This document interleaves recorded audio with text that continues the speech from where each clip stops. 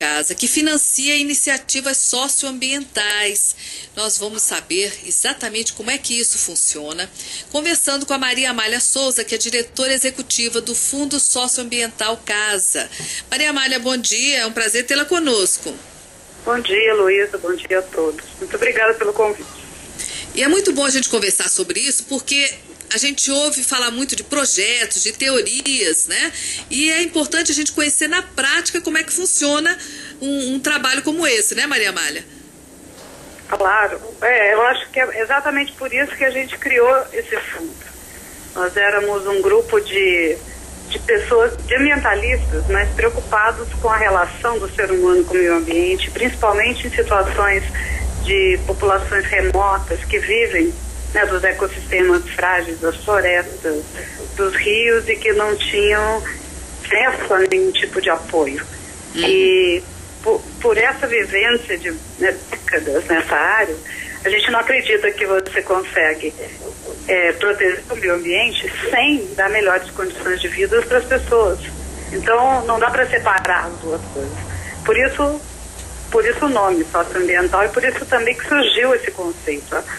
Há 20 anos atrás, mais ou menos, na preparação para Rio 92, que surgiu esse conceito. Vamos ter que alinhar as duas coisas, senão a gente não consegue fazer nenhuma nem outra, né? Muito bem.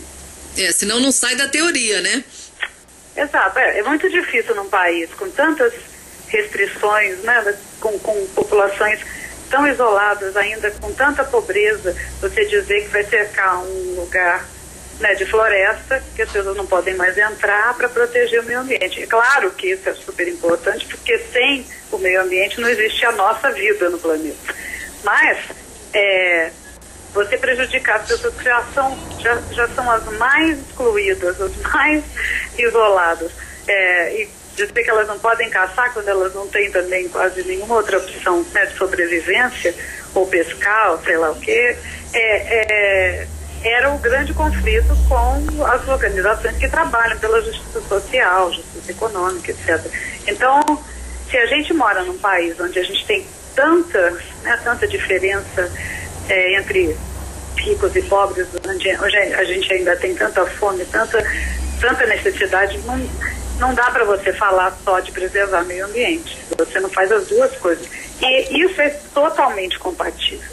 Tanto que eu acho que a gente só tem a Amazônia ainda, porque muitos povos da floresta estão há décadas lutando pela preservação, né, dos seus recursos, dos meios de sobrevivência.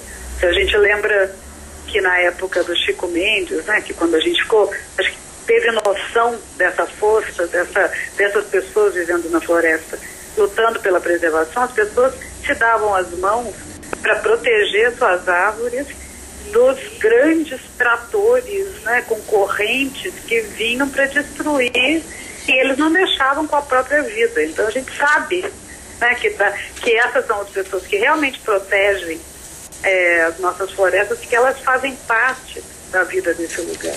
E é isso, e esse foi o propósito de criar esse fundo, foi fazer com que recursos cheguem nas mãos de grupos que estão geralmente com situações de risco muito grande para suas regiões, como, né, projetos de desenvolvimento ou de energia. Eu queria que você desse exemplos práticos, assim, de projetos que vocês já financiaram, né? Que para a gente ter uma ideia, assim, exata do que você está falando, Maria Amália. Eu vou te dar duas noções de âmbitos. A gente trabalha olhando os ecossistemas inteiros. Como é que você protege o ecossistema, melhorando as condições de vida das populações que estão nessas regiões. Então a gente pega a América do Sul inteira, porque os ecossistemas não estão só dentro do Brasil, e nós vemos então quem é que está trabalhando lá, as grandes organizações que estão fazendo pesquisas, que estão fazendo projetos de preservação ou sociais, e a gente olha para esse contexto e vê quem é que está sendo afetado, por exemplo, especificamente por uma grande obra, uma usina hidrelétrica ou um complexo de usinas, vamos dizer, no Rio Tapajós, que está sendo planejado agora. Quem são as populações indígenas, as populações ribeirinhas, os agricultores que estão lá há décadas? o que na legislação que determina os direitos dessas pessoas? Será que eles sabem disso? Existem organizações nessas regiões, pequenos grupos, como, por exemplo, o Fórum da BR-163, que foi uma organização, foi um fórum de várias entidades, associações locais, que se organizou para fazer com que a pavimentação daquela BR não trouxesse mais destruição para a floresta. Então houve todo um consórcio criado para se discutir esses direitos, para proteger, né, para dar condições para as pessoas que vão para lá não virem destruindo. E já existem muitos debates. Então a gente apoia esse tipo de fórum. O Fórum da 1063 foi um deles. Ou grupos de mulheres que estão trabalhando na região, agricultoras, que querem preservar as suas comunidades. É muito caro você se movimentar nesses rios, porque eles dependem, né, de horas e horas de barco. Então os nossos projetos são projetos pequenos, até 10 mil reais, um pouquinho mais ou menos, dependendo da situação, mas sem restrições. Então, se você precisa pegar um barco e sair visitando todas as comunidades na beira desses rios imensos e conversar com eles e conversar sobre os direitos que eles têm, sobre os processos de participação, de voto que eles têm que ter, de ser consultados quando uma obra desse porte é levada para suas regiões, esse é o tipo de coisa que um pequeno recurso pode viabilizar e que dificilmente você teria acesso, eles teriam acesso de outra maneira. Então esse é um tipo de projeto. O outro, para dar um contraste bem grande, eu acho que vale a pena, por exemplo, a Mata Atlântica, né, já está bem restrita, são 7% daquela mata que ainda existe. Nós estamos 70% da população brasileira vivendo ao longo da costa, onde é a área de Mata Atlântica, e existem populações que foram sendo prensadas para dentro da floresta, como os caiçaras, os indígenas do litoral, os quilombolas, e eles, estando dentro de áreas de preservação, não têm condições de plantar para comer ou de viver de subsistência. Então, uma série de grupos nessa região descobriu que a fruta da palmeira jussara, que é o palmito e que foi quase extinto da Mata Atlântica, dá um suco exatamente como o açaí.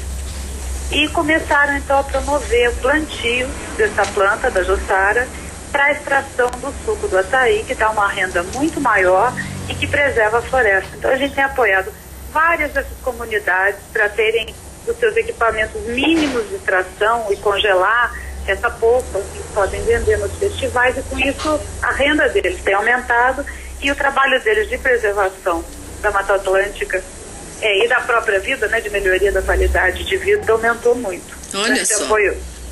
Por aí. Muito bem. Dá para ter uma boa ideia, né?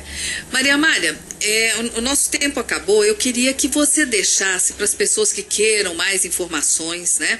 Deixasse o site do Fundo Casa para pegar mais informações a respeito, ou quem sabe até escrever seus projetos para conseguirem também financiamento, né?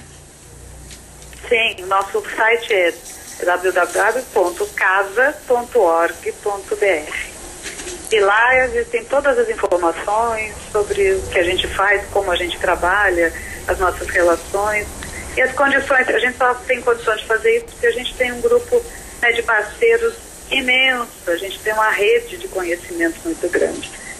Então, claro, estamos conversando. A gente também tem recursos limitados, tem lá também para quem quiser investir nesse tipo de coisa, pode fazer uma doação. No site tem as orientações de como fazer e contar mais essa história para que o Brasil saiba que existem formas da gente preservar as nossas riquezas naturais, ao mesmo tempo que a gente melhora a qualidade de vida das pessoas que mais precisam.